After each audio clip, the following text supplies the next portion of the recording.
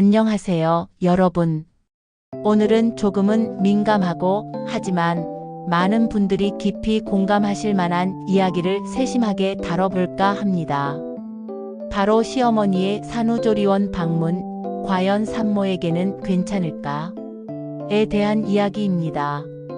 최근 온라인 커뮤니티와 다양한 뉴스 기사들을 살펴보면 산후조리원에 매일 같이 찾아오는 시어머니로 인해 정신적, 신체적 어려움을 겪고 있다는 산모들의 안타까운 사연들이 끊이지 않고 올라오고 있습니다. 오늘은 이러한 사연들을 면밀히 분석하고 산모의 입장에서 과연 시어머니의 산후조리원 방문이 어떤 복합적인 의미를 가지는지, 그리고 이러한 상황에서 산모와 가족 구성원 모두가 현명하게 대처할 수 있는 실질적인 방법은 무엇인지 함께 심도 깊게 고민해보는 시간을 가져볼까 합니다.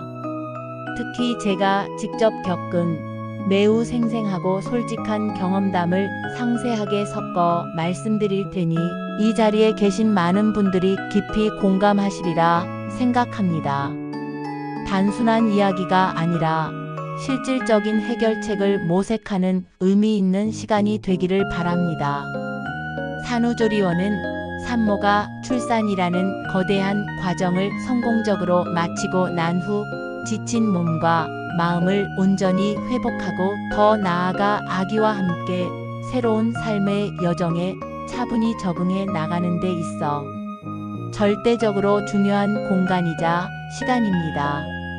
출산은 말 그대로 온몸의 세포 하나하나가 부서지는 듯한 극한의 경험이며, 이 숭고한 과정에서 산모의 몸은 상상할 수 없을 만큼 거대한 소모와 급격한 변화를 겪게 됩니다. 저는 최근 자연분만으로 3.5kg의 건강한 아기를 성공적으로 낳고 현재 산후조리원에서 회복에 집중하고 있습니다.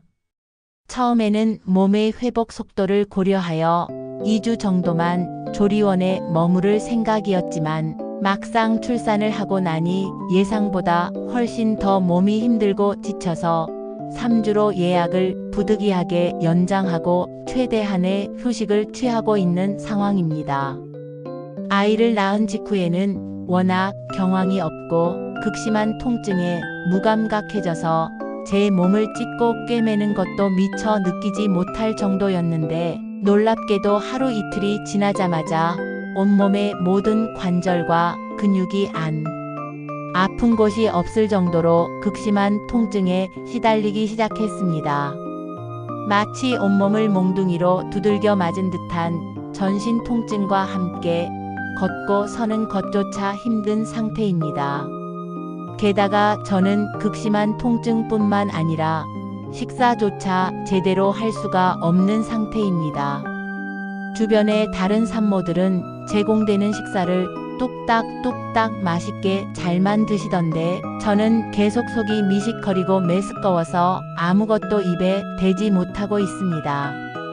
그저 시원한 물만 겨우 목을 축이는 정도입니다.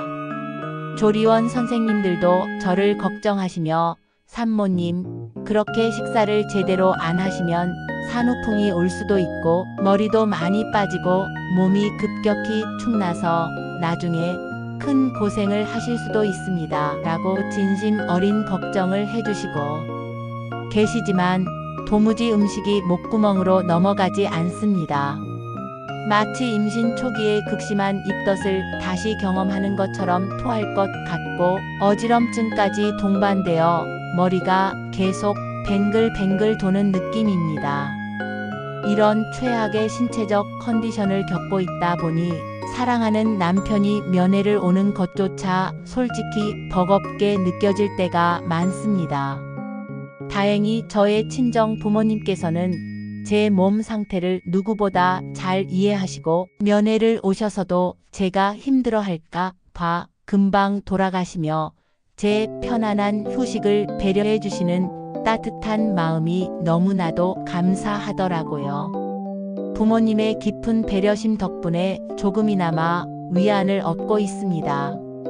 그러나 저의 회복과 평온한 휴식을 방해하는 주된 문제는 바로 시어머니에게서 시작됩니다.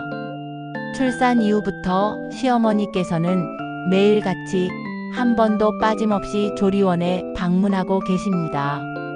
심지어 어제는 오전에 한 번, 그리고 오후에 또 한 번, 무려 하루에 2번이나 방문하는 상식 밖의 행동을 보이셨습니다.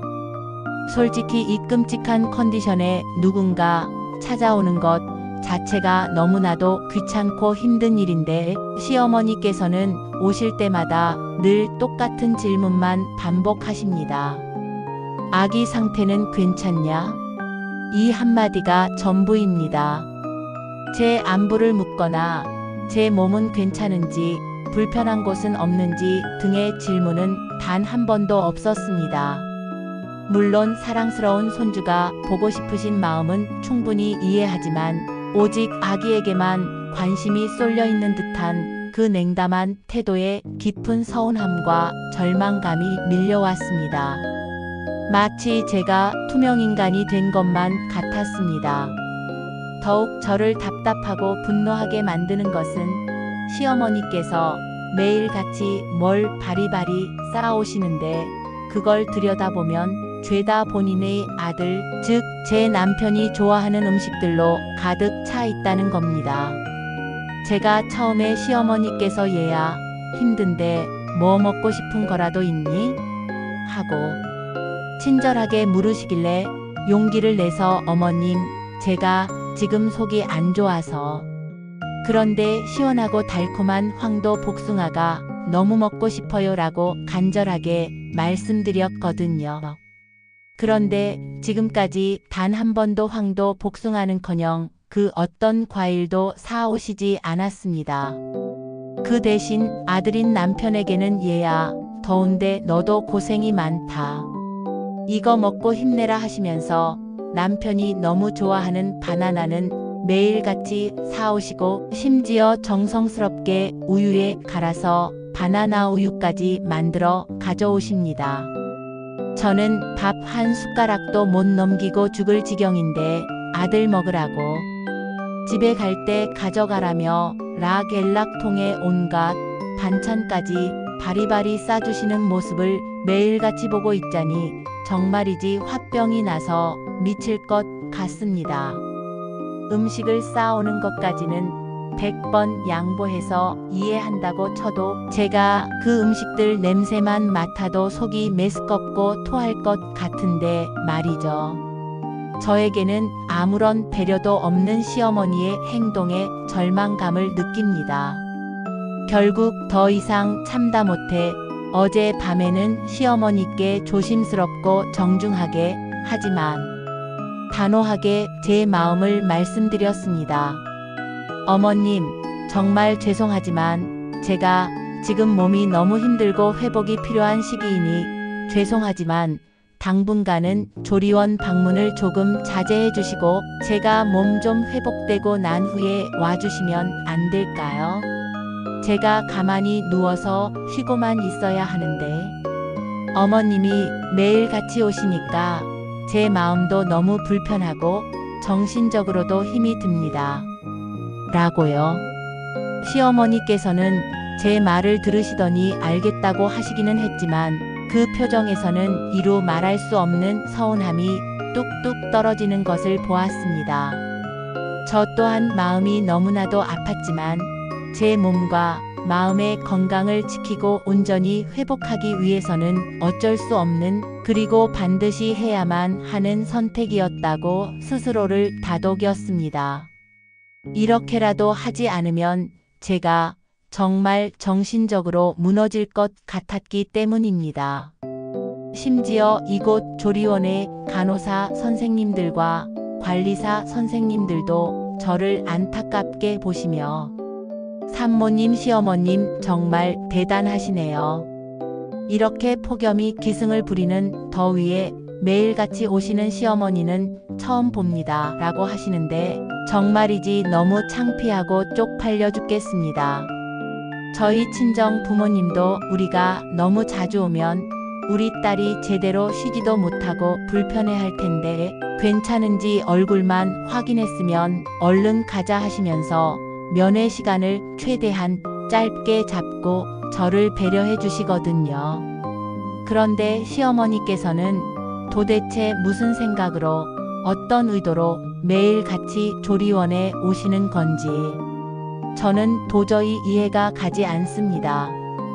혹시라도 제가 시어머니를 불편하게 생각한다는 사실을 다른 사람들이 알게 될까 봐 노심초사하며 조마조마한 마음으로 매일매일을 보내고 있습니다.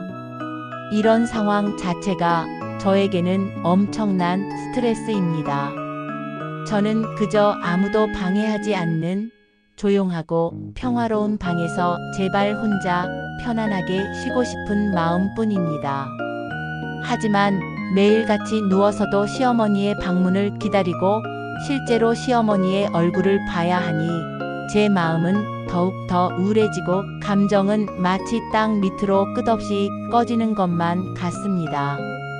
출산 후 찾아오는 호르몬의 급격한 변화와 육체적인 고통이 동반된 이 시기에 정신적인 스트레스까지 더해지니 정말이지 미칠 것 같습니다. 진짜 이거 저에게만 미친 짓으로 느껴지는 걸까요? 화병이 나서 도저히 견딜 수가 없습니다. 산모는 출산으로 인해 몸과 마음이 모두 극한으로 지쳐있는 상태이므로 이런 복잡하고 미묘한 상황에서는 시어머니에게 자신의 솔직한 감정을 직접적으로 표현하기 어렵고 그렇기에 편안하고 온전한 휴식을 취하기는 더욱더 힘들어질 수밖에 없습니다. 이러한 저의 개인적인 사연은 비단 저만의 고유한 문제가 아닙니다.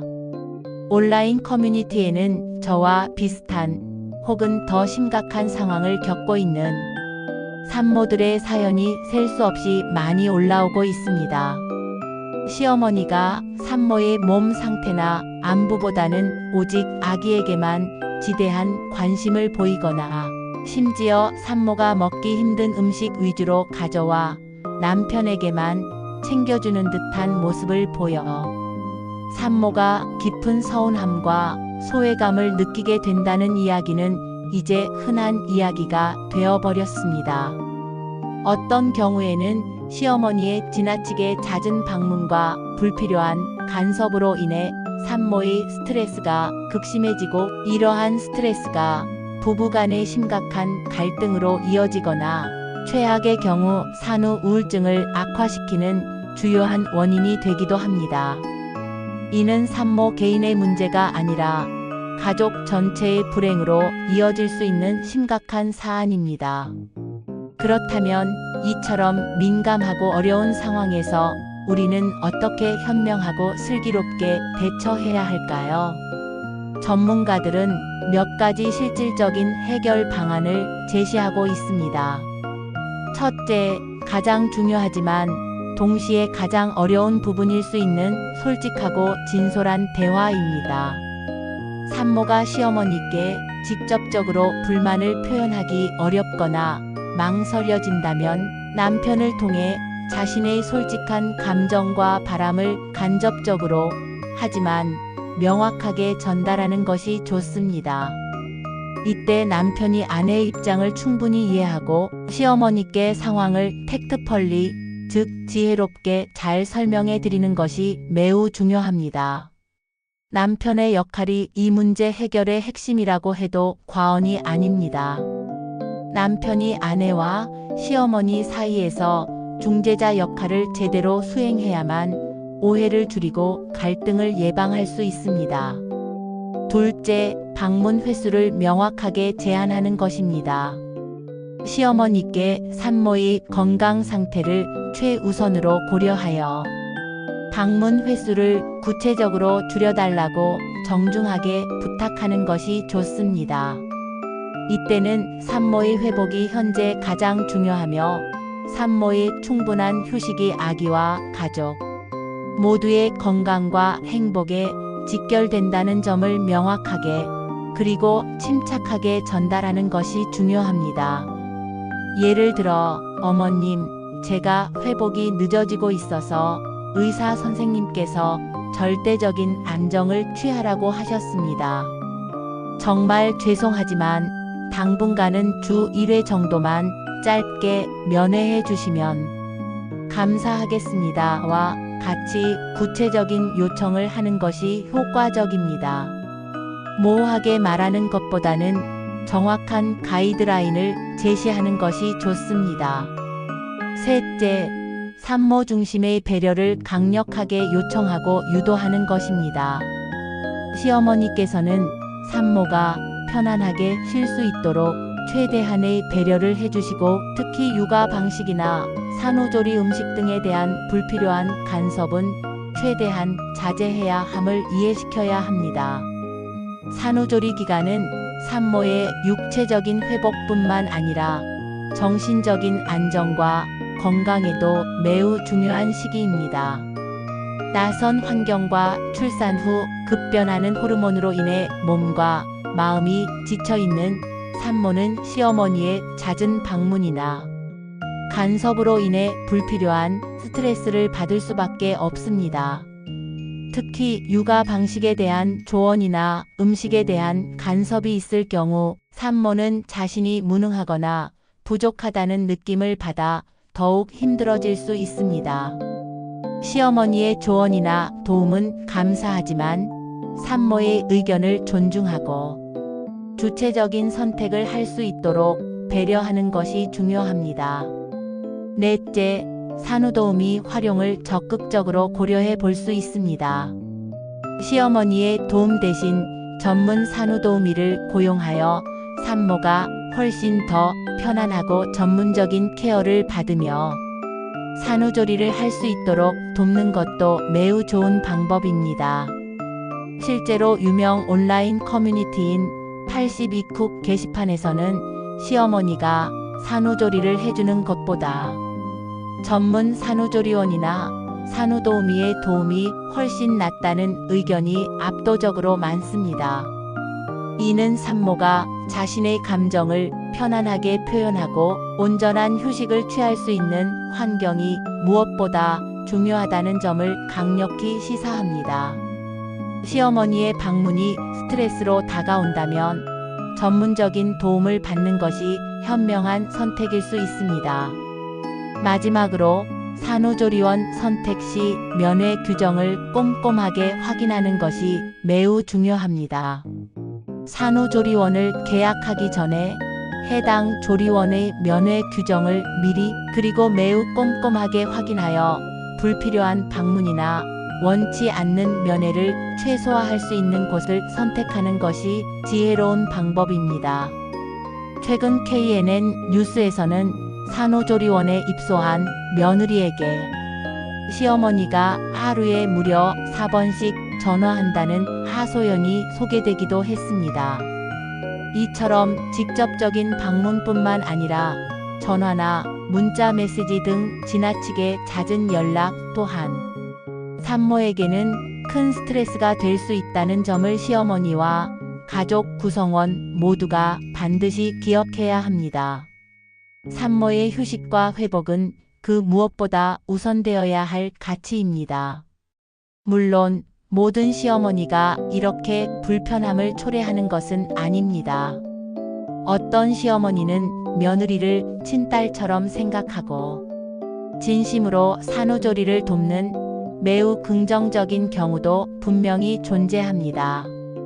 며느리의 입맛에 맞춰 영양가 있는 음식을 직접 준비해 주시거나 아기 돌봄을 적극적으로 도와주시는 등 헌신적인 모습을 보이는 시어머니도 분명히 계십니다. 이러한 시어머니들께는 진심으로 감사와 존경을 표합니다.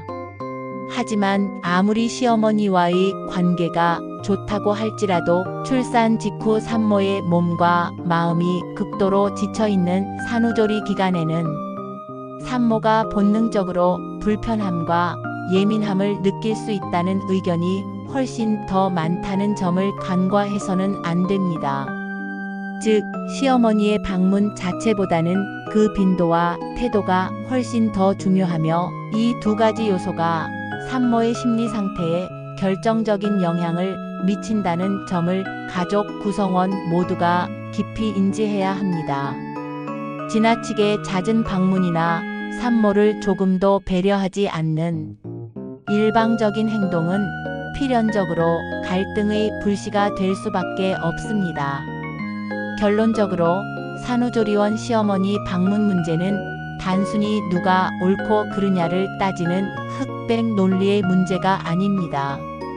이 문제는 산모의 건강하고 온전한 회복과 심리적 안정을 최우선으로 고려해야 하는 매우 복잡하고 섬세한 문제입니다. 시어머니의 사랑과 배려라는 따뜻한 이름 아래 오히려 산모에게 불필요한 스트레스와 심리적 부담을 줄 수 있다는 점을 시어머니께서는 넓은 마음으로 이해해 주셨으면 좋겠습니다.